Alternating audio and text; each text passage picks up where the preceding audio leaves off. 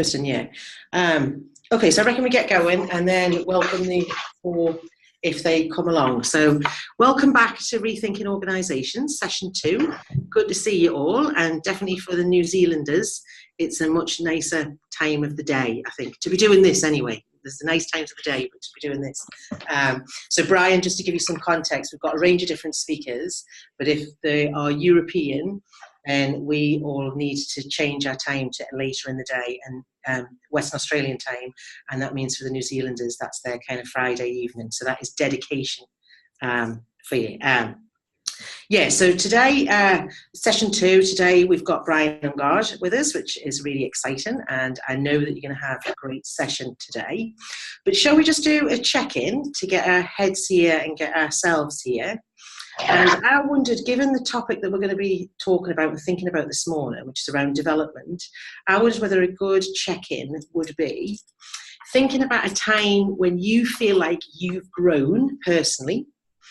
So trying to locate a time in your experiences where you feel like you've grown, and not necessarily tell us the experience, but what were some of the factors that you think were around in that period of growth? And I think that might be a good in for some of what Brian's going to be talking to us about today. So I'm happy to start, given that I'd had some time to think about it. And when I think about a time when I've most grown, the thing that keeps coming up for me is it was really challenging. So it wasn't necessarily a pleasant experience. It was difficult, and I didn't know what to do. So it was kind of quite confusing. And then when I look back on it now, I think, oh yeah, I really see things differently now than what I did. But what it reminds me, or what I reflect on, is it was a challenging experience. It wasn't necessarily a really pleasant one. So I'm going to call on people, if that's okay, just so that we keep the pace going. So Susan, I'll call on you because I know you'd seen the question beforehand, which just gives people a bit more time to think. Thanks, Kate. I'm Susan. And what's coming up for me is, I think when I've grown most, it's been in scenarios similar to Kate, where I've been working with people that I maybe normally wouldn't be working with, and had the added, I guess, opportunity of like a relational element to the work that we were trying to do. I feel like those scenarios always push me into looking at and examining my biases, looking at and examining my assumptions, and just forcing me to look at myself in conjunction with the work always feels like a good development stretch. Okay, cool. Thanks, Susan. Justin? Morning all. So I guess I'm just, my immediate thought was reflecting on when I was in a service environment, and I just felt something wasn't right, but when talking with people it was explained, no, this is just how it is. Changing role and then asking in the new organisation, where's this? And people say, no, we don't do that. And I guess what I learnt in that was that, you know when things are right and wrong, and when people present to you that something is okay, and it just doesn't feel right, it actually isn't. And I think it was a real lesson for me that you should just listen to your inside voice about what it is that you think is right and what you think is just. So the growth in me was not to trust other people's views, but to listen to your own. And that was a great lesson, and certainly grew confidence about what an ordinary life means. Okay, cheers. Thanks, Justin. Nick, Macy? Hey, folks. There were 3 things that came to mind for me. One, a new kind of challenge. So not just a big challenge, but a new kind of challenge. So one that I felt that I hadn't faced before. 2, having space alone, space to reflect, to go deep into that challenge within myself, to be present. And 3, pairing that with the opportunity to have one-on-one experiences with a range of different people who I had access to seek out their perspective on it. Cool, thanks, Nick. And since we're in the same space, Katie? So for me, it was definitely the challenge was involved, but it was a very challenging time. I would say I hit rock bottom, but received unconditional kind of support and love from my peers and colleagues in that time. So I knew that it was okay to be imperfect. Cool, thanks, Katie. Nikki? Hi, everyone. Similar to you, Kate, I think that really for myself, it was something where I felt out of my comfort zone. It was really quite personally challenging, and I think challenging to other people at the time as well. And it felt difficult and unpleasant. And I wouldn't necessarily want to have that experience again for development, either for myself or others. So I don't think it always has to be like that. Okay, thanks, Nikki. Jade? Hey everyone. So for mine, what came to mind was again a challenge where I had to really be brave and step out of, I guess, my comfort zones as well. But like someone just said as well, I knew that I had the backup of people believing in what I was doing and what I needed, the journey I was going on. So I guess that was comforting to know that that was, you know, behind me as well. But it definitely was, yeah, a scary space. And like Nikki just said, something that I wouldn't be keen to have to do all the time, but that's just life as well. So Brilliant, thanks, Jade. Andrea? Kia ora koutou. I was thinking along similar lines, so I think we've got the theme, but situations I think where I've put my hand up and there's something that is wanted as an outcome at some point, so you've just got to keep stretching yourself until you've got what you need to actually do what's coming in front of you. And I think the other one that came to mind was when there's been so much going on either from other people or other influences that's just unsettling you about what you think the core values are. And you've got to find a way to learn how to speak up to that without creating havoc, but you know, not minimizing what you think you need to bring up. So that tension between how do you do this, how do you represent what you think's true, and slowly learning how to not disrespect that other people are talking from their values or truth as well. Nice, thank you, Andrea. Sarah? Hi everyone. Can you hear us okay? Last week we had some technical difficulties, so yeah, quick introduction. I'm Sarah and this is Leah, and we're from Enable WA. I think for myself, when I've developed both personally and professionally, the common factor has been change. And I'm not someone who takes change really well, head on. I sort of stand back from it as much as I can. But I think on reflecting, it's been really good that I've looked back and I've seen that I've gone through the change and I've been okay, and I've really developed from it. So yeah, moving forward, it's about facing change with a positive attitude, I suppose. So yeah. Thanks, Sarah. Leah? For me, definitely the being outside my comfort zone, but then also being able to have that time to self-reflect, I think, is where I've grown, because I've been able to look back and think, okay, would I do things differently next time? How would I do things differently? Or, would I follow that same path? So definitely for me is always the self-reflection as well. Cool, thanks, Leah. Angela?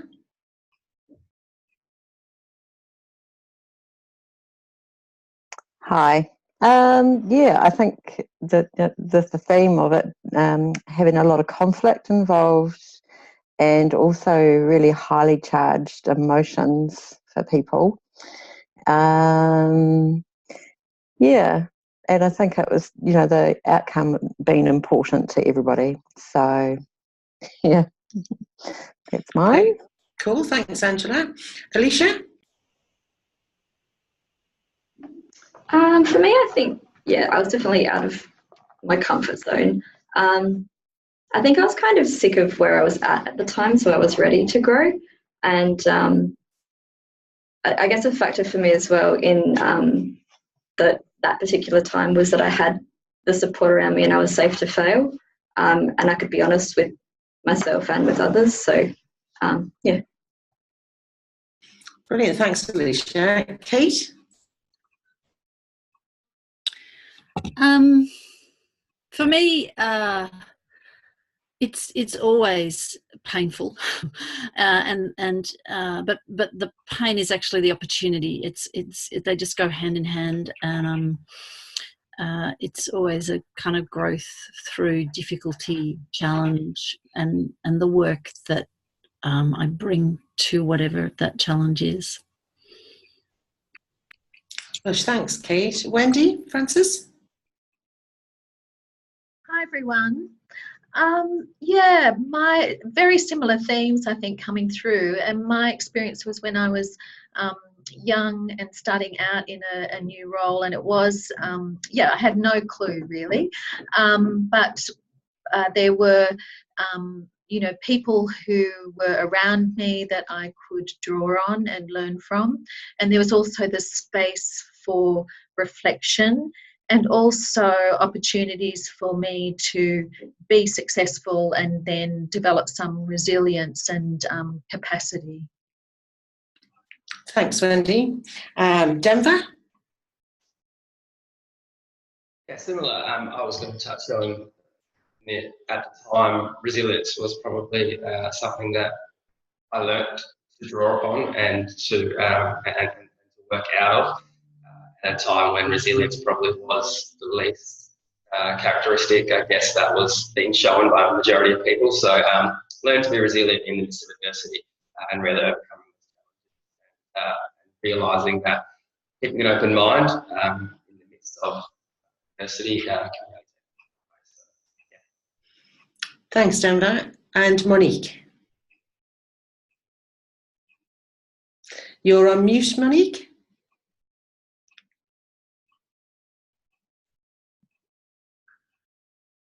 Can't unmute. Hang on, let me see if I can try. Hi. Oh, yeah. Hi, everyone. Can you hear me? I should say out of my comfort zone like everyone else. I think my comfort zone's a bit further out than most. I think the time when I was given the biggest opportunity was when I was allowed free reign, basically. I was given a lot of trust to explore a number of different passions. I think, I think that was my biggest period of development. Bryan? I think for me, it's it's been a place where I was really challenged to do something that I had no idea how to do, and but at the same time, there was a support. I was supported in that, so it felt simultaneously completely without a net, but there was a net at the same time. Okay, is that everybody? Yeah, I haven't missed anybody. So put your hand up if I've missed you. Kate Lawrence. No. Kate Lawrence. No, Kate Lawrence has been. You've been, haven't you, Kate? Okay, right, thank you. Nothing like jumping straight into it. So I'm not going to take up much time. I just want to remind us about the Zoom etiquette, so keeping ourselves on mute so that we don't get loads of background noise, and if you want to speak, just give us some indication that you do, and then taking yourself off mute. Just in case anybody's forgot, the gallery view means that you get to see everybody. That's in the top right-hand corner. So there's a view button. Gallery view means you get to see everybody in the room. Speaker view means that whoever's talking at the time becomes the kind of bigger screen. And it's entirely up to you, but I think most people seem to prefer gallery view. So the way that we've got the hour and a half planned was that we were going to do a check-in, then hand over to Bryan, so we get as much time with Bryan as possible. And then at the end of the session, just some thoughts about the next session, because there's some prep to do for the next session. But I don't want to take up any time, and I'm just going to hand over to Susan and Brian.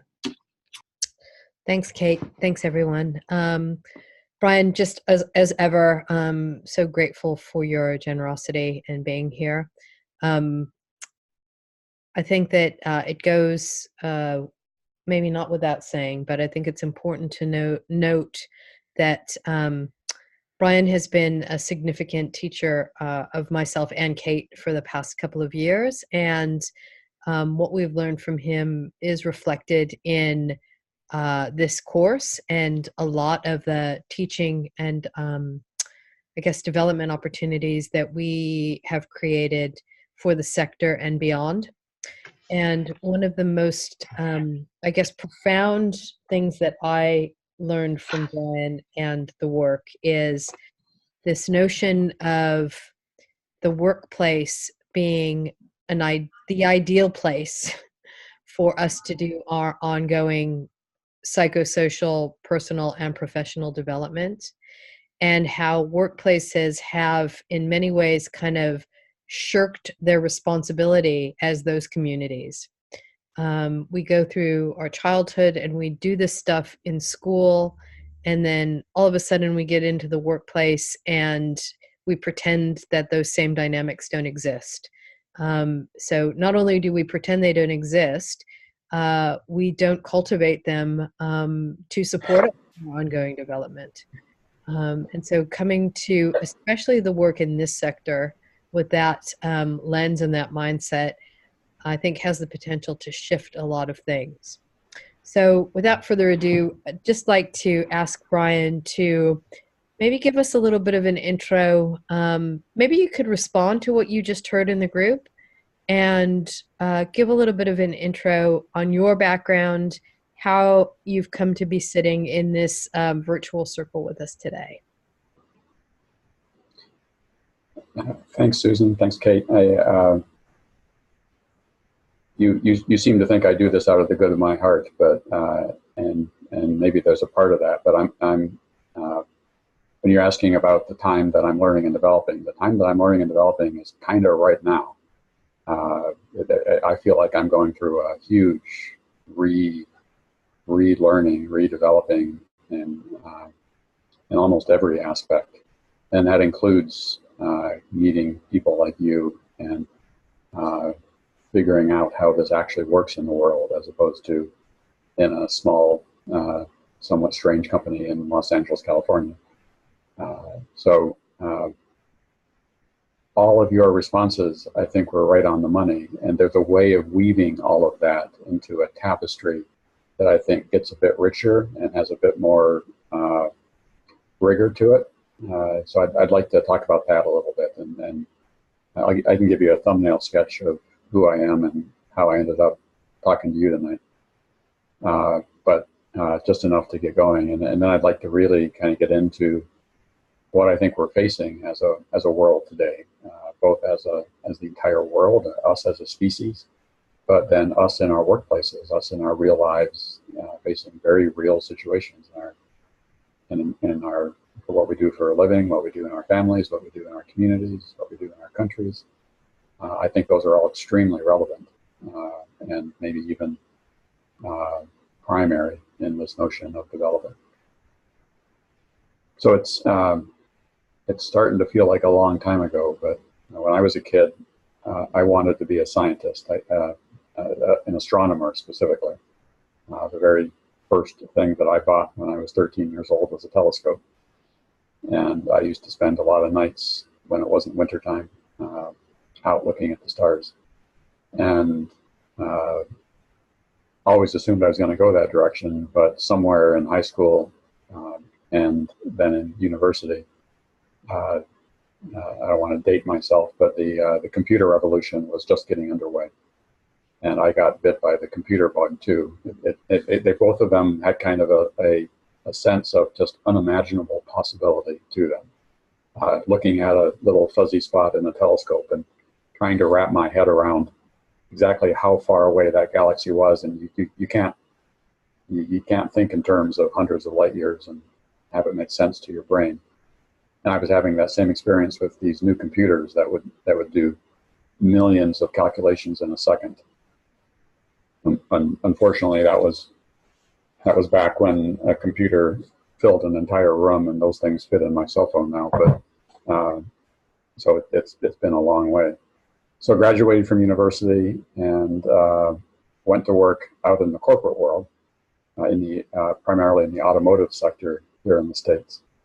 And it wasn't too many years before myself and a couple other guys started our own company, doing what we call systems integration work, taking technology and making it work in manufacturing settings, putting a lot of pieces together and actually being accountable for the results. Actually, a lot of them were parts of assembly lines in car plants that were making engines or making cars or making parts of cars. And we were the guys that got called when the assembly line stopped, because our bits didn't work very well, or not. And really satisfying. I mean, it was really satisfying to be able to take parts and assemble them in a working system that made a difference. Some of my most satisfying engagements were ones where I could see the difference that it made in people's lives at work and in the business itself. But I also started noticing that life at work, it just seemed off to me. So I was actually raised with somewhat of an anti-business bias. I was raised by an artist and a naturalist and a kind of a back to the earth sort of mom. And although my dad was a business person, I tended to lean toward what my mother was teaching me. And I never really trusted business. And yet here I am out, owning my own business. And that was kind of a conflict that, to be honest, I'm still working on. But the more my business went on, I got into a whole bunch of organizations. We got into the big guys. We got into Ford and General Motors and IBM and Lazy Boy, large, some of them multinational companies. And I got into a lot of mom and pop shops, ones that were just run by literally a husband and wife, or a husband and son, or a father and son, and then things in between. And I started to notice a couple things.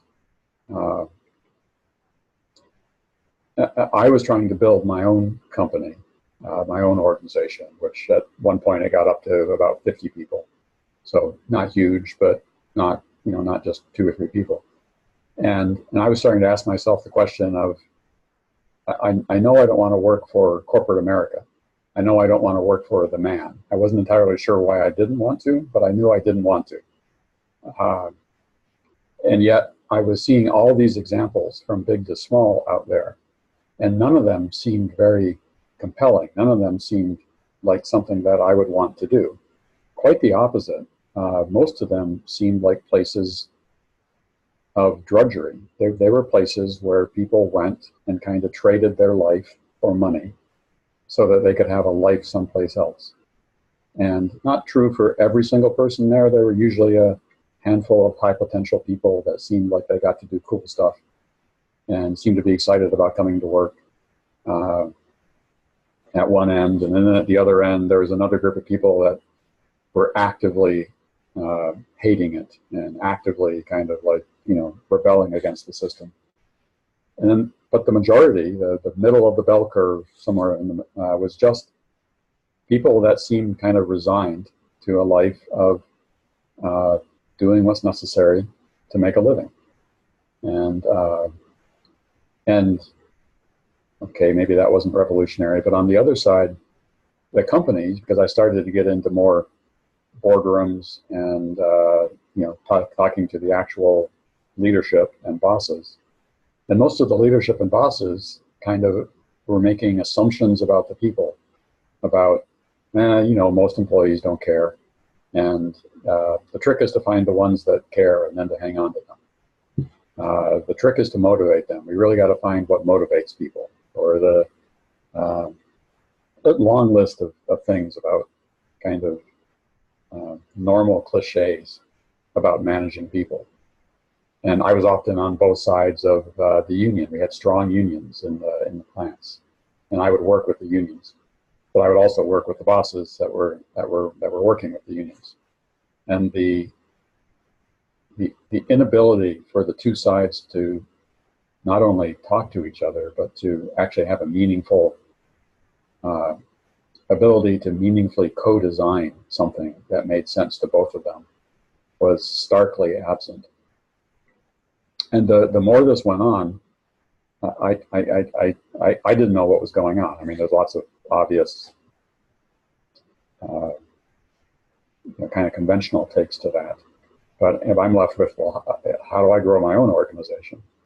And then I started noticing something else, where we were providing these organizations technology solutions. And not all the time, but sometimes I personally would give two companies more or less the same technology. And this was easier to see in smaller companies, companies of a few hundred people.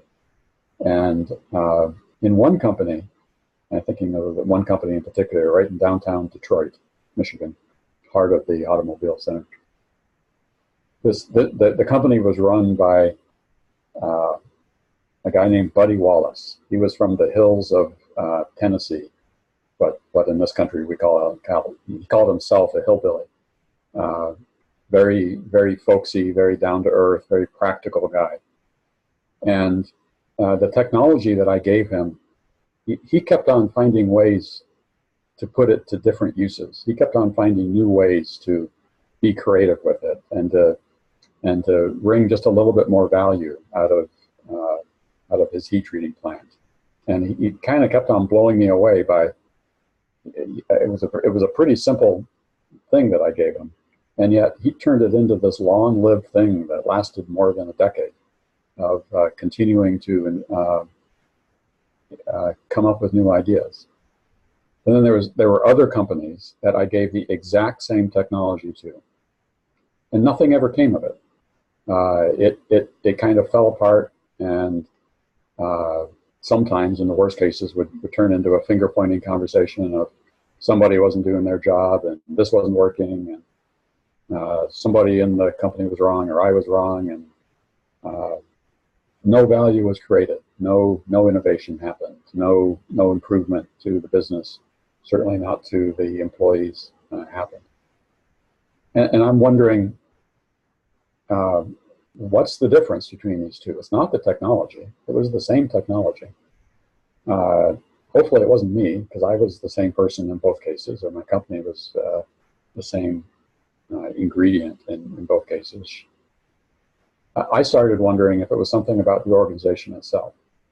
And that led me on a whole set of questions about, well, what is an organization? And what's different between it? And how can one be organized around doing good stuff, and another one kind of be a bureaucracy that fritters away things and ends up causing a lot of suffering and pain, at least in the worst case. So I went back to business school to see if they had any answers there, and turns out they didn't. Turns out that I liked business school. It was a great experience, but the one I went to, at least, wasn't even asking those questions, much less trying to figure out what was going on. And then not long after that, so I am dating myself now, we'd been in business for like 15 years, and the dot-com bubble burst right after 2000. And my company went from 50 people to 15 people. But more importantly, my partner and I were there was he and I that were the guys that were kind of running the company. And he decided he'd had enough of it and went to work for Ford Motor Company, and left me to run this organization. And I spent a few weeks thinking, what on earth am I going to do now? I honestly didn't know. But eventually it became clear to me that my heart wasn't in it. There was something about business, with all of the experiences that I'd had in the business world, being in and out of hundreds of companies.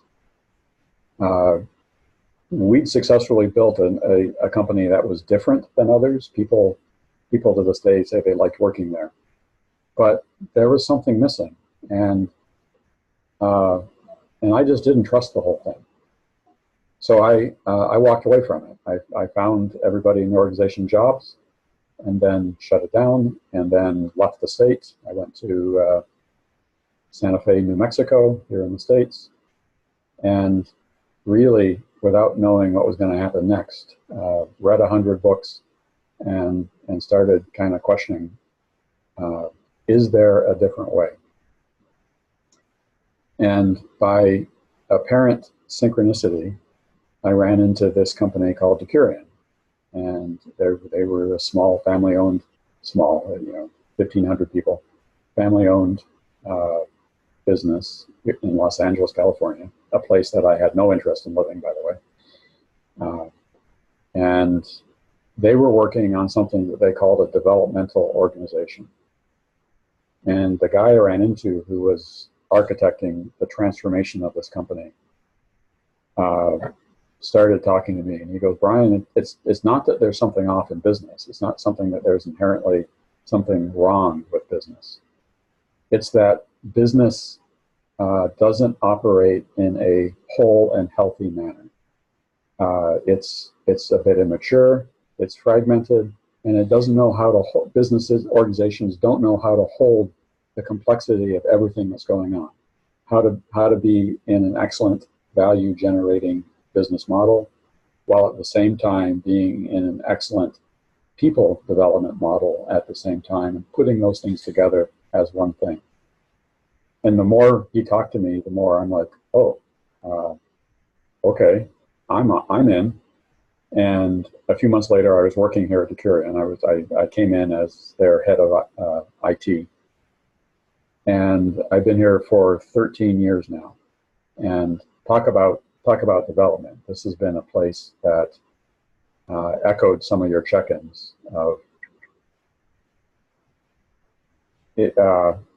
It went through these big curves for me, these big ups and downs, where there were periods where I still can't believe that so much learning and development got packed into such a short time.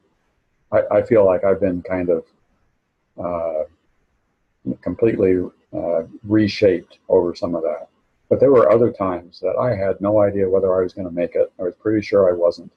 Everything that I thought I knew and trusted in the world was being questioned.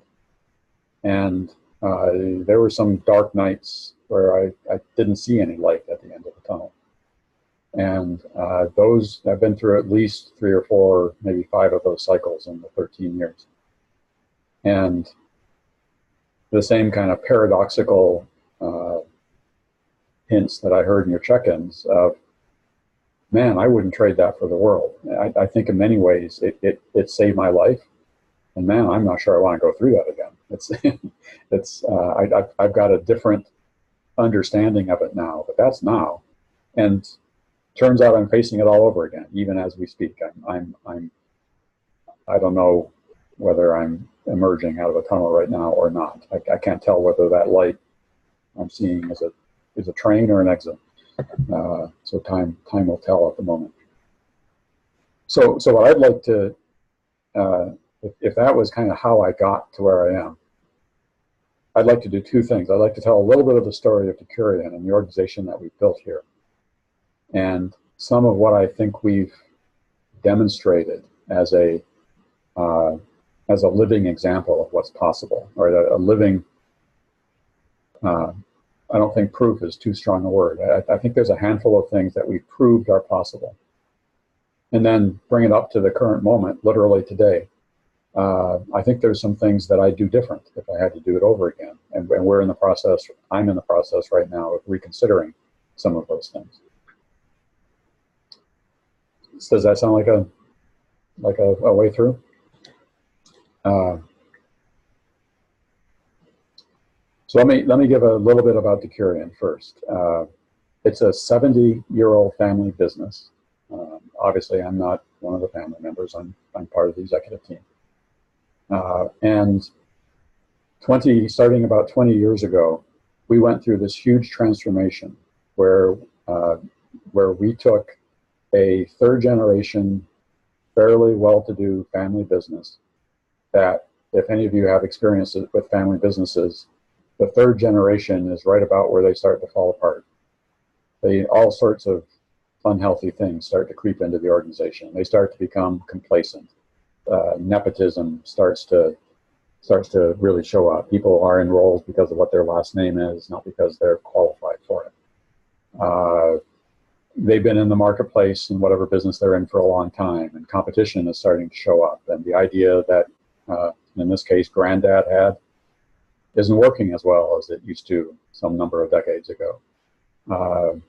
The G&A structure is probably out of whack. They probably hired too many people. And all those and 20 other things were present in Decurion.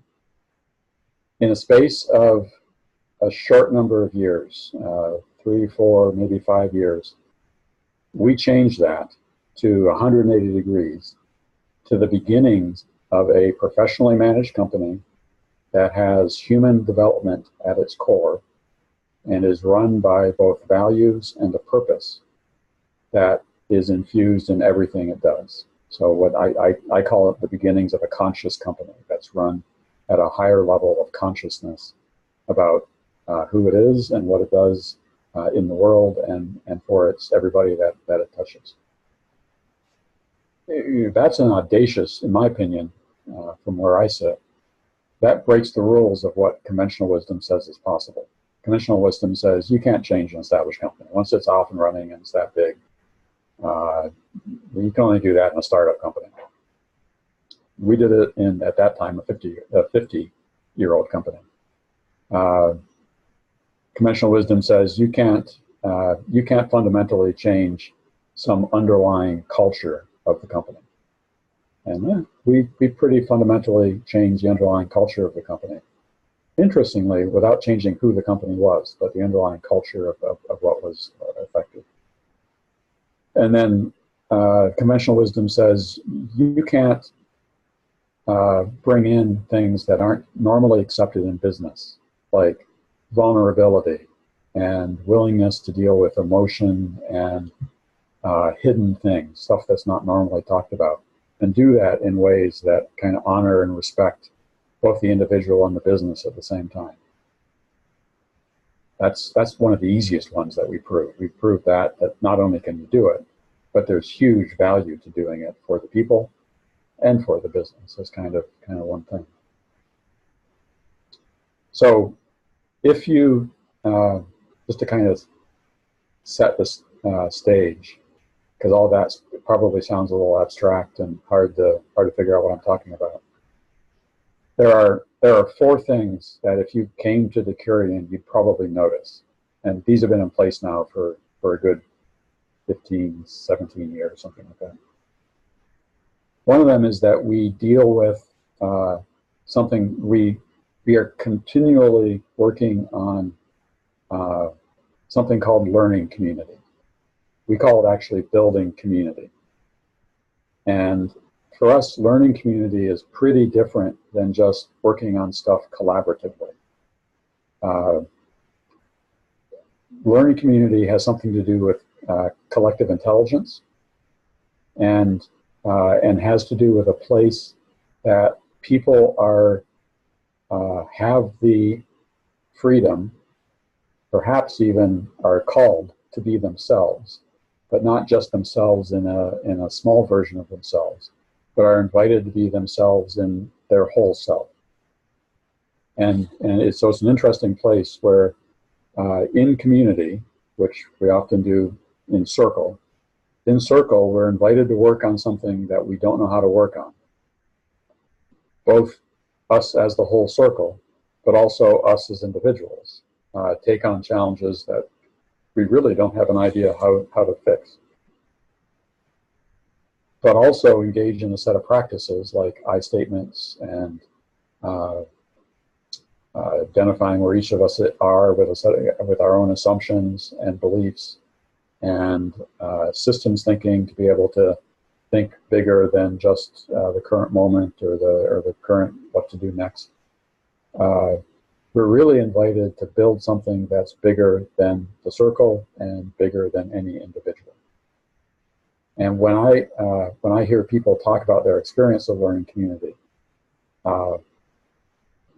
it pretty reliably goes through a set of stages. It goes through one where first everybody's just normal together, like you are in any meeting. Everybody follows the rules. Everybody minds their manners and doesn't step on anybody's toes. But my lived experience has been people can only do that for so long, and then it just gets to be too frustrating.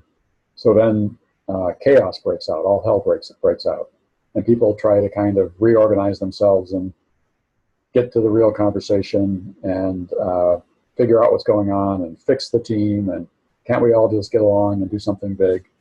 And then usually they go back to being nice to each other. So they kind of go back and forth between these.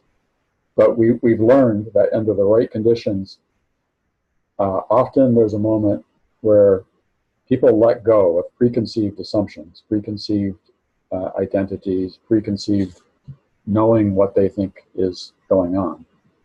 And that's a opening to get into true community, where you're allowed to be yourself, where you're actually valued for being yourself.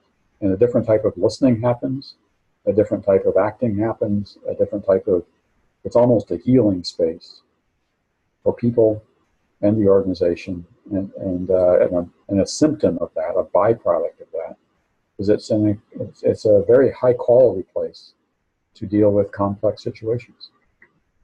So learning community is something that we're working on all the time. And we put that to use by running the company communally. The company there's a whole network of groups, of communities that are accountable for daily operations, for strategy, for functional areas. We have 4 different businesses, 4 very different businesses. So there's different groups accountable for those different businesses. There's a group accountable for all 4 businesses. And those groups are made up of representatives from the entire company of whatever it is they're in charge of. So there's this pluralistic representation, and then they're asked to actually do the hard work of first forming themselves into a learning community, and then actually challenge, take on, from an accountability point of view, the complex challenges that come up in running the business. So that's number 2. We run the company communally. There is a hierarchy, but we run it communally. Number 3, we've decided to deal with not only what you can measure and what you can see and what you can observe, metrics and financials and any behavior and things like that, like a normal business, but we've also decided to directly engage with and try to understand and use what you can't measure. So things like motivation and identity and assumptions and culture and spirit, all those things are probably more important in my experience than the stuff you can measure. But most businesses struggle to actually engage with them in any useful or constructive way. We've decided to take all of it on in our learning communities and in our governance of the company. And then finally, kind of what Susan was hinting at, we take a nothing extra approach to running the company. And so this requires a tad of explanation. primarily how we pulled off this kind of radical transformation of the whole company was to start from a new set of assumptions. And I think there's a set of assumptions there. People like you guys are starting to question them now in the world. But when we started out 20 years ago, they were still very, very strongly held. And I think for the majority of organizations, they still are. And their assumptions like, so we have a list of 4 assumptions that we start from. One of them is that people are ends in and of themselves, not only means. So you get the whole discussion between means and ends. I think there's a really strong assumption in organizations, and most certainly not just business organizations. I think it shows up just as strongly in nonprofit organizations, that people are primarily means to an end. And and there's some sort of trade-off between taking care of your people, which is an astonishingly paternalistic phrase, taking care of your people, and doing good business or accomplishing the mission of your organization. And there's, kind of in the off the record, at the bar, late at night, it's kind of like people will go, come on, look, either you're a really good business person that goes for every ounce of value, and your people are going to suffer, or you're going to do really well for your people, but your business is going to suffer a little bit. You can't really do both. And we've decided to reject that thinking and say, no, actually the opposite is true. By putting those two things together, you can actually increase the value of both. There is no inherent trade-off between the flourishing of people and the flourishing of the organization. In fact, when you organize the people to be accountable for the flourishing of the organization and themselves, it makes both of them stronger. So that's one assumption we started with. Another one was work is meaningful. We decided to start from the beginning and say, work is meaningful, no qualification on work. That means all work is meaningful. Doing the paperwork is meaningful. Cleaning the bathrooms in movie theaters is meaningful.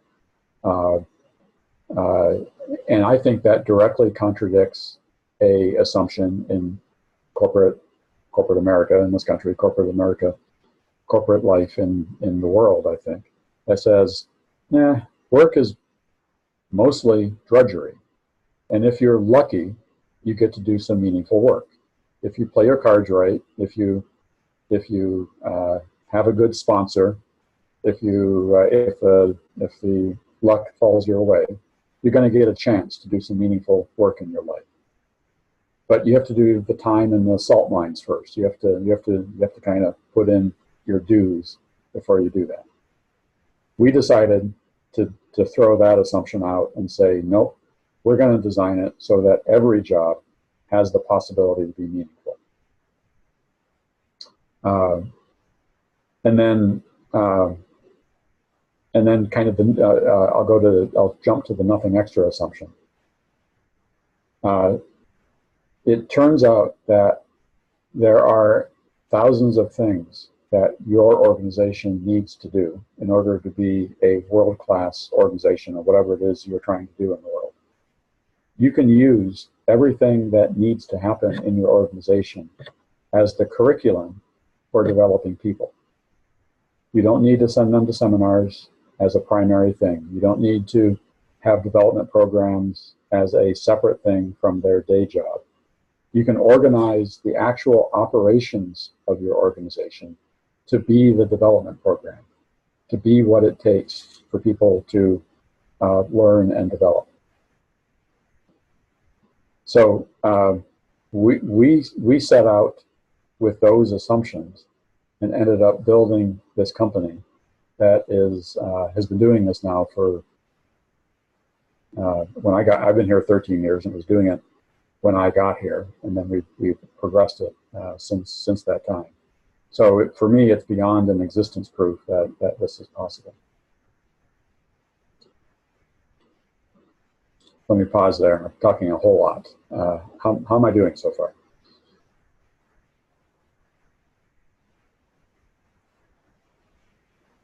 any,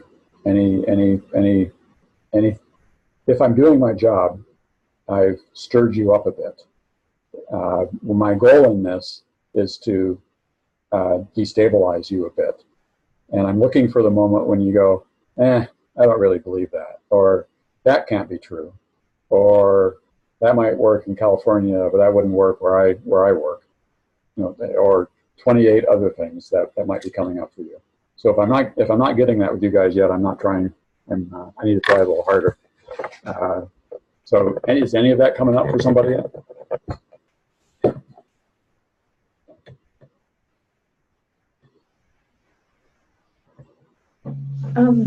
Thanks, Brian. I was just going to say, no, you've definitely, going through all sorts of thoughts and emotions, and part of me does still feel quite theoretical and hard to imagine the actual reality of it. But yeah, definitely making me think a lot about a lot of things. Good. Anybody else? One other person.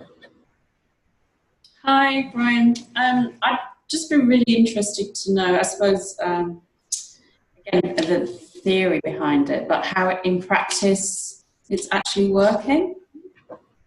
So, for example, how you're building in the fact that every job has that possibility to be meaningful. So you mentioned, like, for example, the paperwork or cleaning that needs to be done, and does that mean it's shared between lots of different roles, or is it someone's job but then they've got extras added to it? I guess it's how is it actually working? Yeah. So let me do that.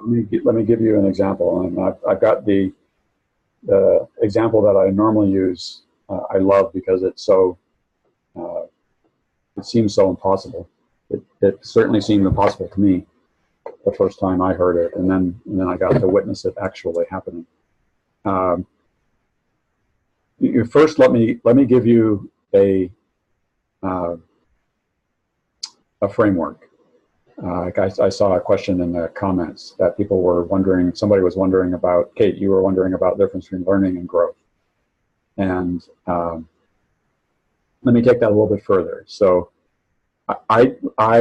we draw a distinction between training, learning, and development as being things that are completely different from each other.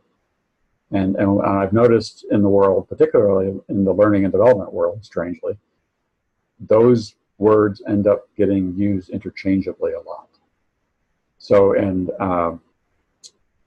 for me, if we had a longer time, I'd put you in an exercise where to have you think about times that were that fell into each of these categories. So for me, training, and all of these are important, right? So there's not a judgment about one being better than the other, but they're also very different from each other.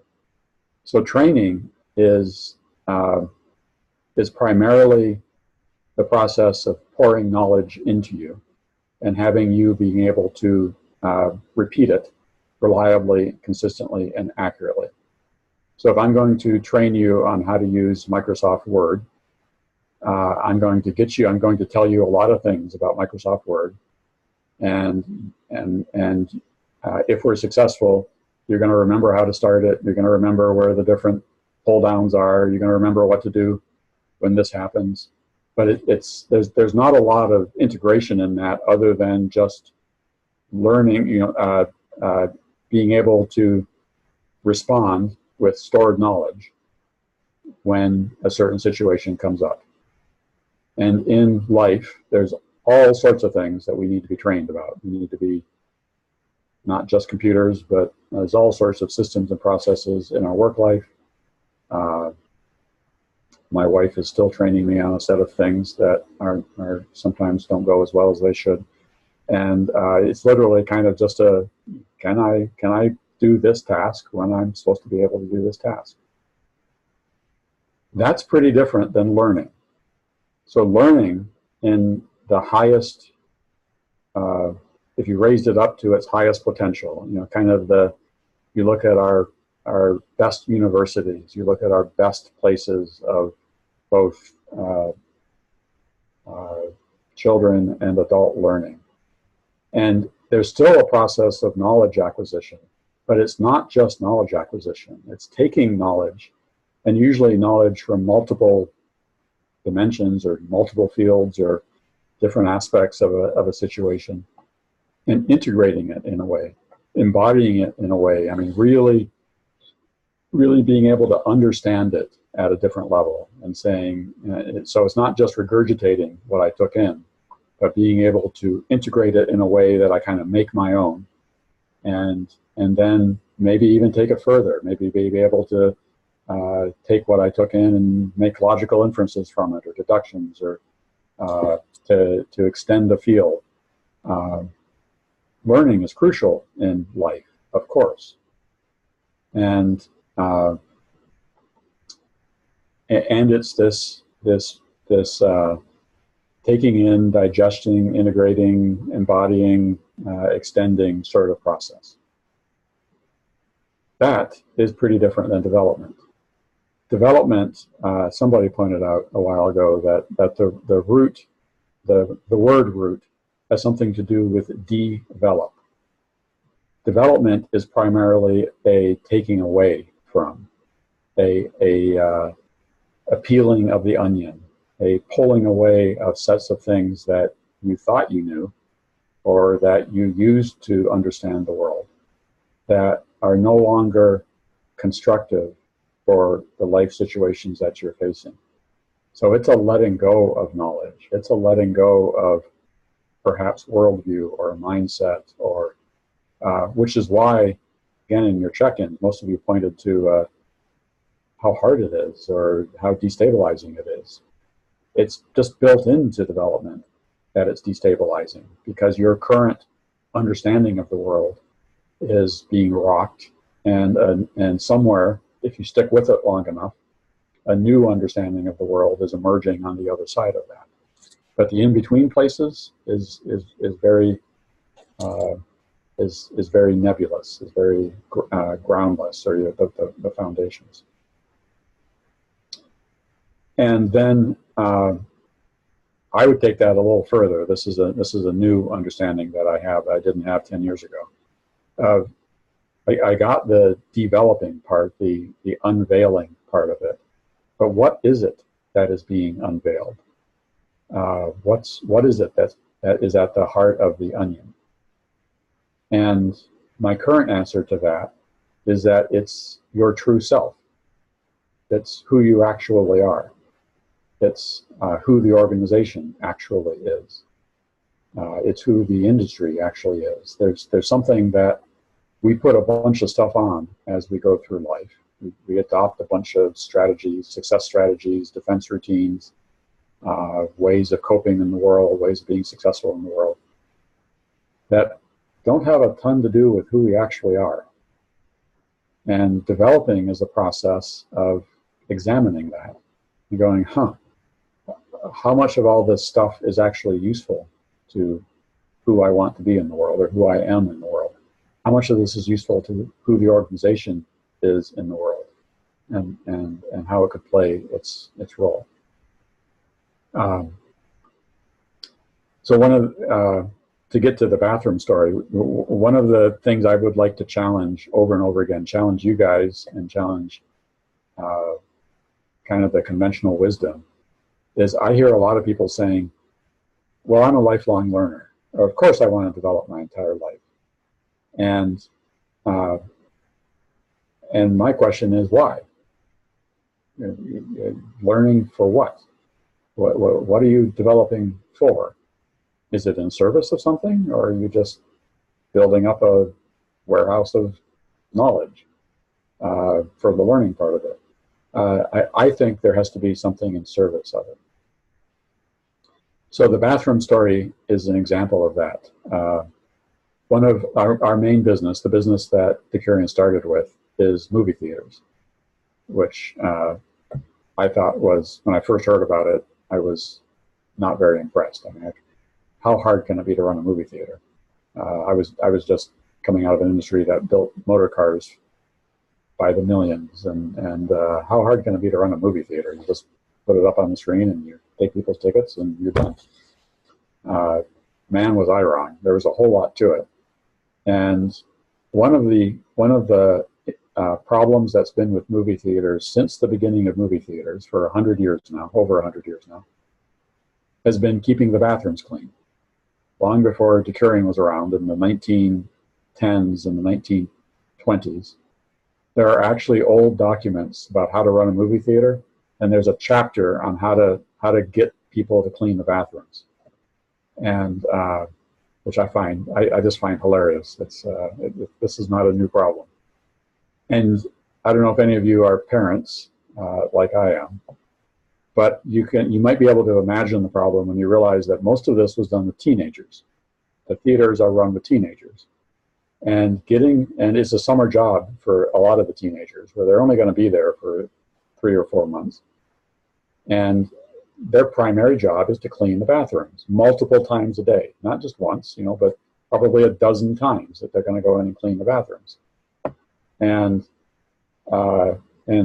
we as managers, of course, want them to do it with enthusiasm and conviction and commitment. And with my teenagers, that lasts, if you ever get it even one time, it only lasts a day or two. And then it either goes from outright rebellion to subtle, behind the scenes sabotage that you can't quite see. And of course, I mean, you got these incredibly intelligent teenagers, full of energy, full of, I want to embark on my life, and you're telling them you need to clean the bathrooms. And the conventional solution to that is to get the manager to hold people accountable. So the conventional approach to management is that there's 1,000 things you need that a site needs to do in order for the business to go well. So divvy up those 1,000 things among your staff, among your in this case, teenagers, and then ride herd on them, hold them accountable that you're going to do it, and mix it up a bit, incent them, reward them, praise them, punish them if they need to be punished, but hold them accountable for doing it.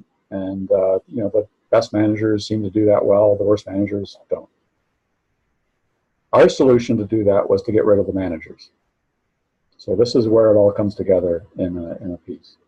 We didn't literally get rid of the managers, but we fired the managers from the job of managing people in that conventional way.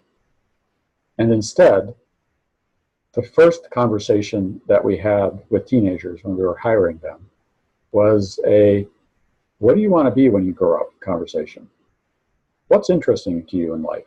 What do you have energy for? What direction are you heading?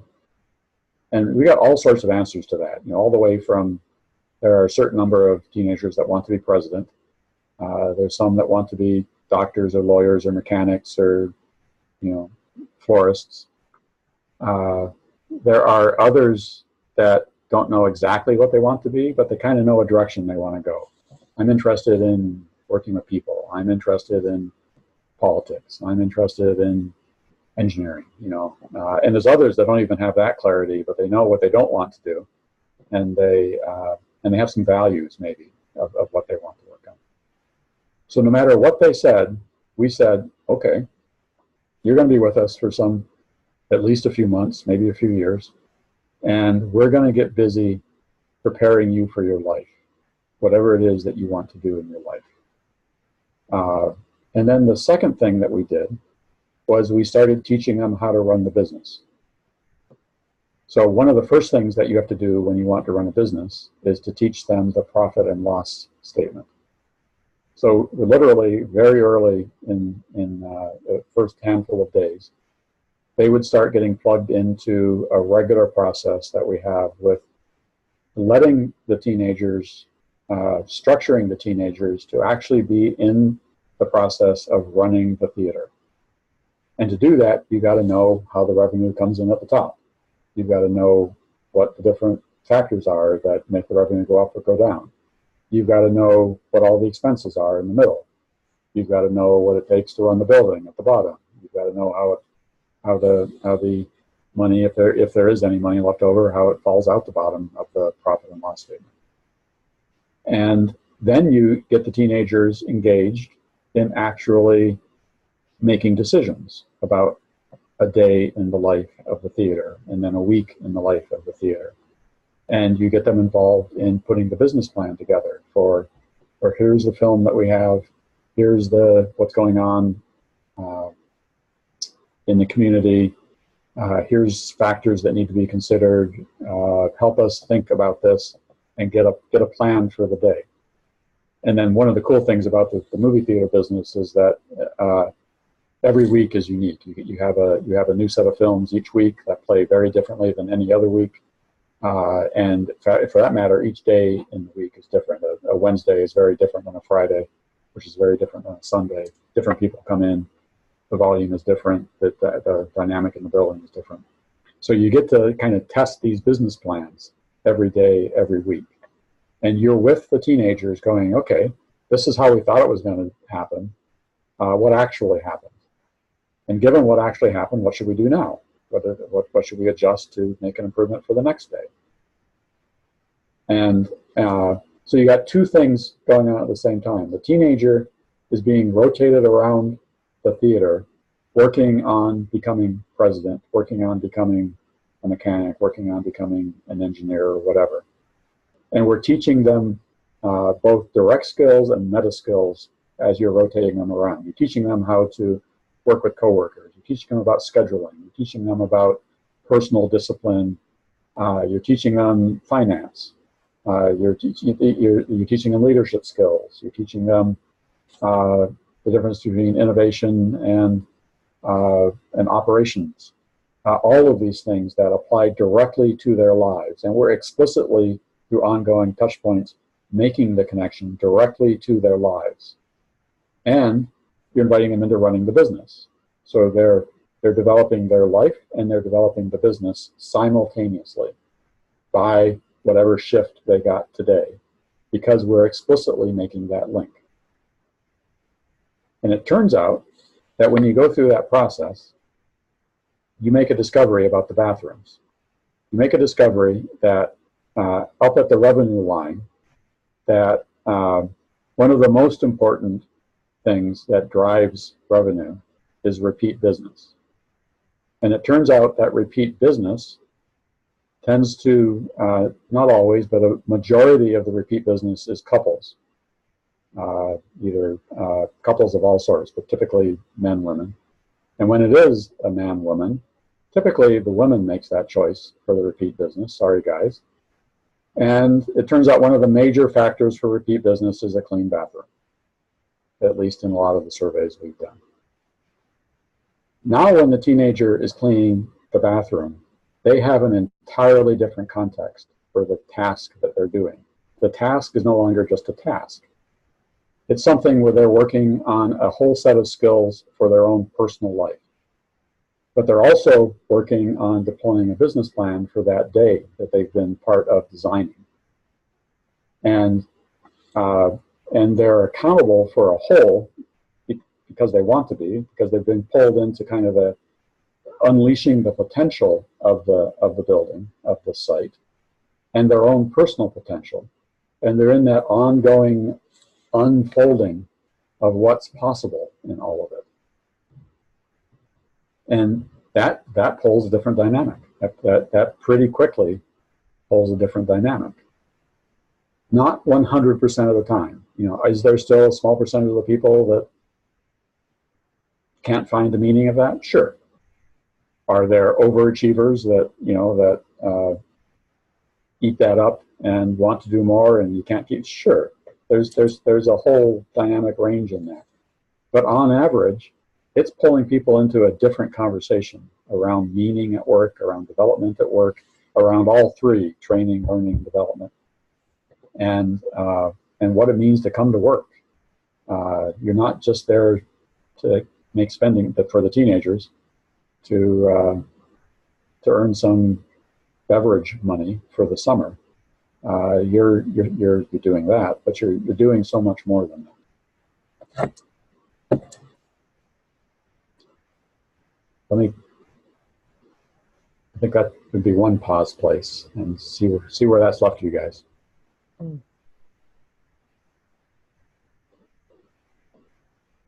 Just curious, does that example make it feel more possible or less possible?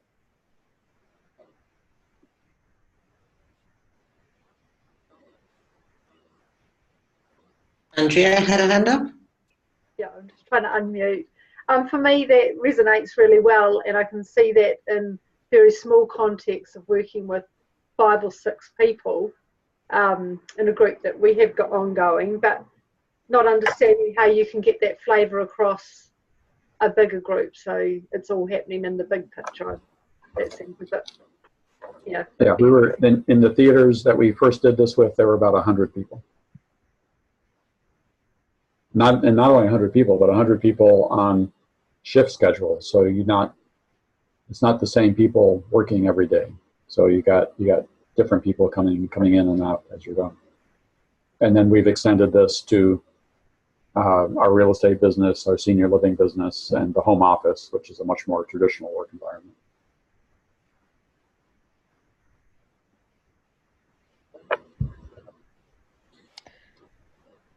Nikki.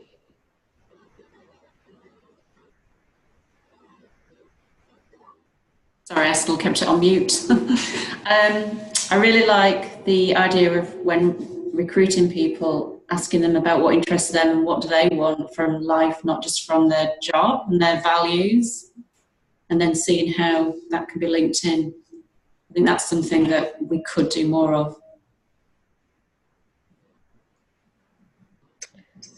I wonder, Brian, if you maybe talk a little bit about,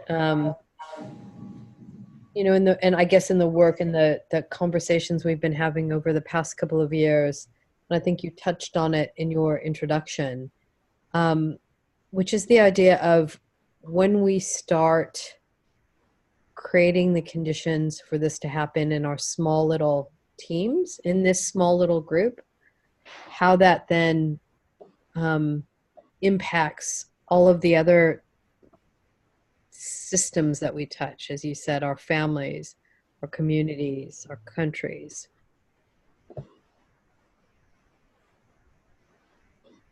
It's a really big topic. You've got 5 minutes. Great, thanks. There's a couple different aspects of it. We had to do this as a whole company. We couldn't do it as just part of the company. That's part of how we scaled it to 100 people in the theaters, is it was structured into the operations of the theater.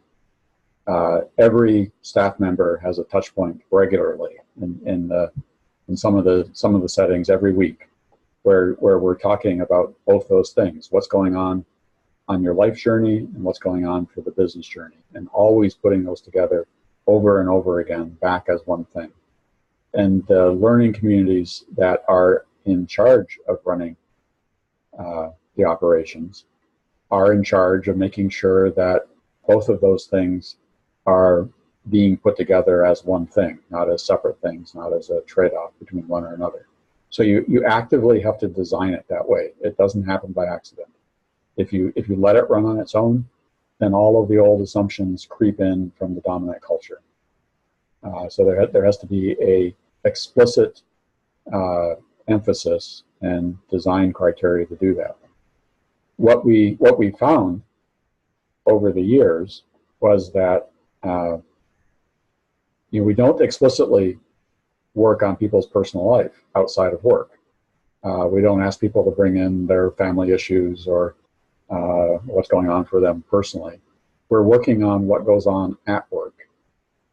There's a level of ethical integrity that I think is important there. It's not ethical for me to demand that people divulge their personal stuff. And yet, over and over again, what people ended up telling us was that what they learned at work changed their marriage, changed their family, changed their engagement with the world. And so it spread anyways. And I, of course, always had hopes that it would, but you didn't. When people start developing, when people start peeling back those layers, and many of those layers are defense routines and assumptions about what's possible in the world, then more becomes possible in the world. And that's what I think is fascinating. So what I have been learning and developing around recently is the reason why I'm doing this, and more the folks that I'm engaged with, the reason that we're doing this has something to do with life and life-giving conditions. I think we develop in order to be more alive, more vital, more viable, and more evolving as who we are as humans and for the living systems that we're embedded in. So living systems are things like cities and industries and countries. And when I start thinking about those things as living systems, something that's actually alive, and at least in the places that I'm at, alive but struggling, alive but not particularly healthy right now, then the question goes to, what is our role in that? What is humans' role in bringing those living systems to more health, more wholeness, more life-givingness? And I think we as humans have a huge role to play in that. And I think our organizations have huge roles to play in that. So more and more, I think that's what feeds the development, is we're not only asking the teenagers, what do you want to be when you grow up? But we're also, which is a kind of a way for them to start to explore what their role is in life. But I am explicitly asking, what is the organization's role in contributing to a more life-giving system of whatever system they're in? It's not up to me to say what the role is or what the system is. There's millions of them.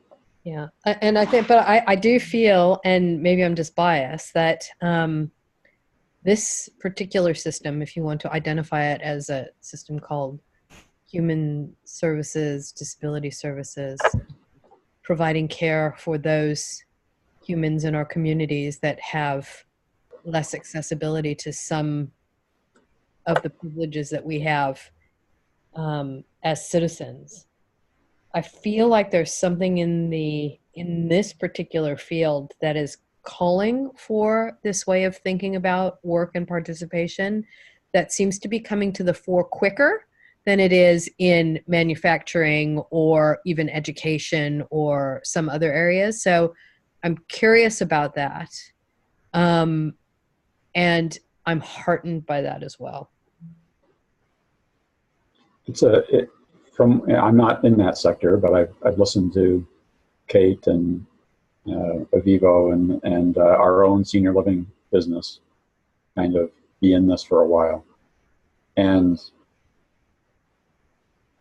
I think there's good news, bad news. The good news is that there's more direct connection to the human condition and an obvious calling to be of service and to and that can come from a kind of a right the wrong point of view or unlock some potential point of view, but it's more obviously heart connected, or has the potential to be more heart connected, and that's the good news. The bad news is I don't think your sector is any different than any other sector in having really strong preconceived notions about what works, what doesn't work, what the role is, how it's all meant to be. And it's those assumptions that are going to have to be transcended, I think, in some ways, to get to the real potential that's there. And that's hard work. It's hard work for it was hard work for us. It's hard work for us we're going through it again. I don't know what the answer is going to be, but. Brian, so it's Kate. I just thought it might be helpful for the group. One of the things that I think working with you at Decurion has really changed for us at Avivo anyway, is it's linked to the assumption around people are a means to an end. And, whether it is human services or not, and I sadly don't think that assumption is challenged very much. So if I look at the majority of the workforce in human services are support workers, and if I look at the majority of the organisations that I'm connected to, they are treated like a means to an end. You know, you are here to serve these people, irrespective of you, your health, your well-being, you know, what matters to you. There is a really strong drive, a strong assumption that it's those people that matter to us. You're less important. And I think probably one of the whole notion of, you know, people are a means to an end, I think that's probably had one of the biggest impacts for me personally in thinking about the work that I do, thinking about the organisations that I work into, that has really radically changed the way I see support workers, the way I even think about citizenship, really. If citizenship matters to me, then that means everybody. That doesn't mean a select group of people that I have particular ideas about, but I think, I honestly, and so I'm not kind of contradicting you, Susan, but I think that assumption of people are a means to an end is fairly brutal in this sector, even down to the ways that people are employed, the conditions that people are put under. I think there's a whole load, I think we're like right at the beginning of really challenging some of that, or thinking differently about it. And I don't know what the answer is, but I think that's probably been one of the big assumptions that we've been really challenged on.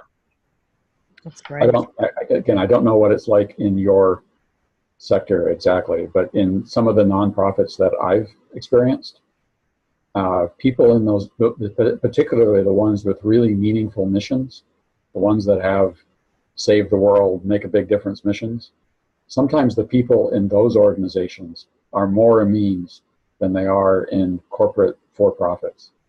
The mission is so big that there's kind of a feeling of shut up and do your job because we're here for the mission. And I find that really interesting.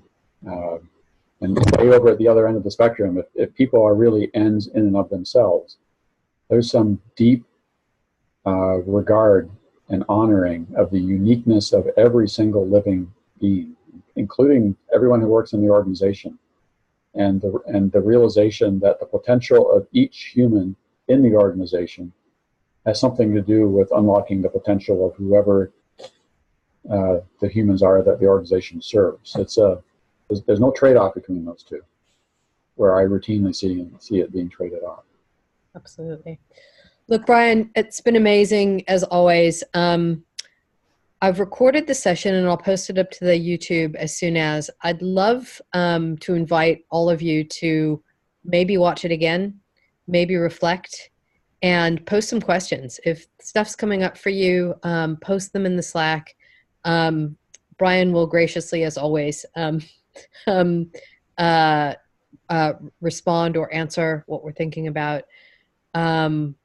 We've got 4 minutes left, so just maybe everybody give sparkle fingers, say bye to Bryan, and thanks again, my friend, for your generous sharing. See you later. My pleasure. If you can't tell, I'm passionate about this stuff, so if there's anything I can do to follow up, let me know. Thank you. Thanks, Bryan. Bye-bye. Bye. So just before everybody else goes, I feel like, oh God, how does that hour and a half go so quickly? But just before you go, because I know some people have other things to do, the next session, so actually I just share my screen really quickly so that you can see. The next session we have, it was originally an open reflection, so that's the session where we would normally just get together without a speaker and think about your experiments, but because the dates were changed because my dad was ill, our next session is another speaker. So it is Alana Irving, who is going to be talking to us about circle leadership. Now, what Alana's asked to get the most out of the session is that I'm going to post into Slack a link to a short video. Now, it's 15 minutes. And what she's asked is that if you could go in beforehand, watch the 15-minute video. She is also asking that if you can have a go at doing one of the exercises that she's telling us, or that she wants us to do as preparation for the session, that would be really helpful. Now, what I've learned is people will say to me, yeah, I'll do that. And then half the room turns up and they haven't watched the film, right? So it kind of scuppers the session, because then as a host, I'm left with, what do we do? Do we carry on knowing that half the group haven't seen it? So I want to get, now it's really okay to say, actually, I'd rather keep the 15-minute video in the session and use that as part of the session. But I just want to get a show of hands who reckons they can watch this 15-minute video before the session. Look at that. I should have taken a screenshot of that, right? Okay, that's cool. So that means I can help Alana plan the time so she can use it as best she can. I'll post up all the stuff into Slack so you know where the link is, and I'll post like the instructions and what have you in there. And that's cool. I just wanted to make sure that I wasn't eating some of your time that you would rather have in the session. So that's cool. Okay, should we do a quick checkout then? So where's your head at after listening to Bryan? I don't know, one word, one sentence, no more than a sentence, just to give us a kind of bit of a temperature check on where we're all at as we leave this session. So what about our call on people? So let's go with Wendy Francis.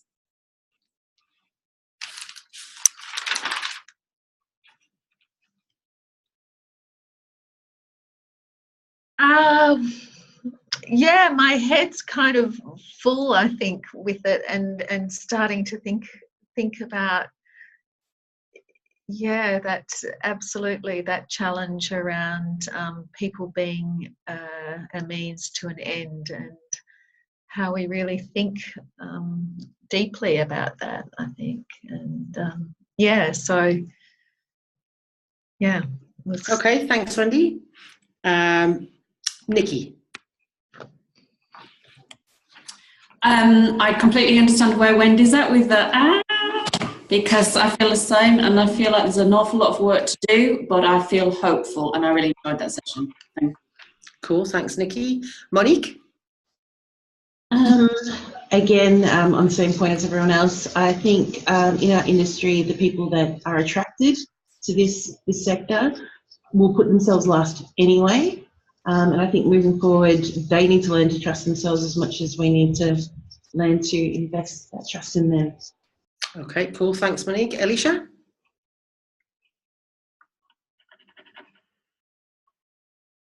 I think it's just left me with a lot to reflect on.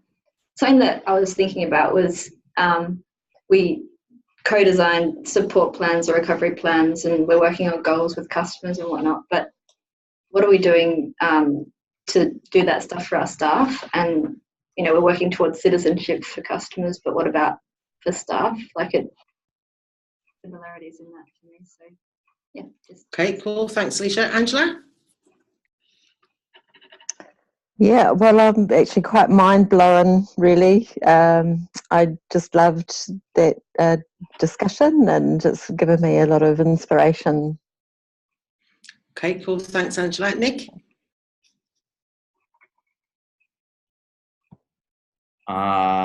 Loved it.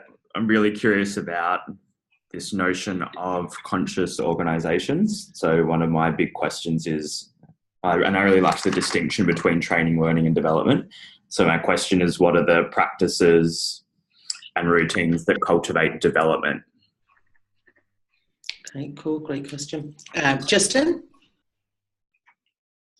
Yeah, so it's great. I think the thing was just a recent conversation when we were talking about cyber security. We had an expert talk about cyber security, and it just really resonated with this thinking, because his message was take word cyber out and just think about what every other strategy you would do to build a good culture. And the bit that relates to this is that they said train your staff how to be cyber aware for their own protection, and then they'll be cyber aware for your organisation. And I guess as we were sort of talking, it really is about how you build the capacity of people in their own life, and how that capacity builds capacity in your organisation. So that was just another little tap on the shoulder, I think. Yeah, brilliant. Thank you. Sarah Leah? Sarah and Leah, not Sarah Leah. Yeah, so I think that was a really inspiring session. It's been fabulous, and I think where my head's at is just making the connections between, I think, all the things we discussed today and how we might be looking at in the future, implementing some of that stuff to the teams that we have, whether we can implement it, how we implement it. But yeah, it sounded really good. Cool. Yeah, definitely very similar, very inspirational, really enjoyed it. My head's quite full and thoughts around, okay, so where do we even start? You know, what would we start with? Okay, cool. Katie?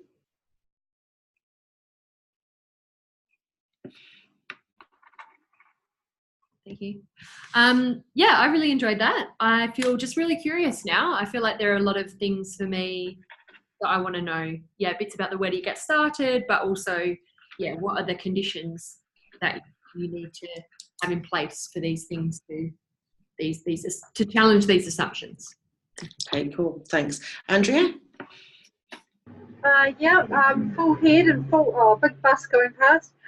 Full head and full heart, so rather stuffed, and an energy and a frustration for me now, because what I want to do now is talk to you guys about everything, and you're going to hang up on me. Sorry. Okay, Mark?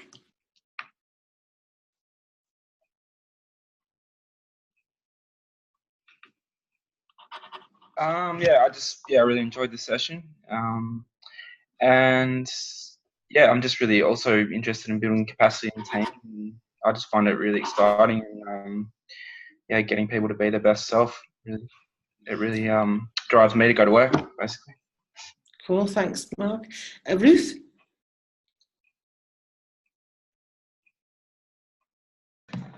I thought it was a fascinating presentation, and Brian's a really interesting man. And yeah, I think that means to an end is a really important question. And I've often thought, there's irony in if we're working in human services and our purpose is for people to have meaningful lives. It's one thing to support the community to have that, but you can't be doing the opposite for people who work for you. Or work with you, or work with the community. So I think, it's a really, really important question. Cool, thanks, Ruth. Jade? Well, much like everyone else has said as well, but lots to process, and I definitely want to listen to it all again, and go through my notes and that. But it's exciting, I guess, to really go through what can be, where to start, I guess, and things to do, and with teams and in a broader spectrum as well. Brilliant. Okay. Thanks, Angela. Have you been, Angela? You have. Okay, sorry. Kate? Lawrence? Really fascinating and inspiring.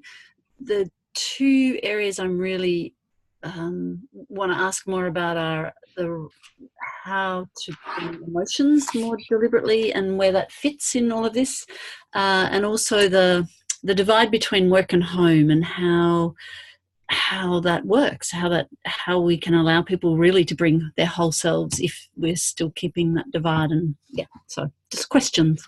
Okay, cool. Susan? I've loved listening to Brian tell that story for the last couple of years, and always hearing his development in it. It always changes slightly. So even with somebody like him who's just like so overall like next level, to see him continuing to grow and develop is a real joy for me. Okay, same as everybody, but the big thing that's resonating for me is the whole means to an end and thinking about how that could be different. Okay, let's go. We're over time, sorry. Just one sec. So I've seen a couple of things in the chat about sharing the video with work teams. I think that that's fine. I think that I would encourage Andrea, Justin, whoever else to use the Slack to self-organize. You don't need to wait for us. Communicate with each other in the Slack, call Zoom calls, whatever you need to do, because this is a fantastic opportunity for like-minded people trying to do amazing things to figure it out. So that's my last word of encouragement. And now I'll say goodbye. Goodbye. Okay, bye everybody. See you in 2 weeks.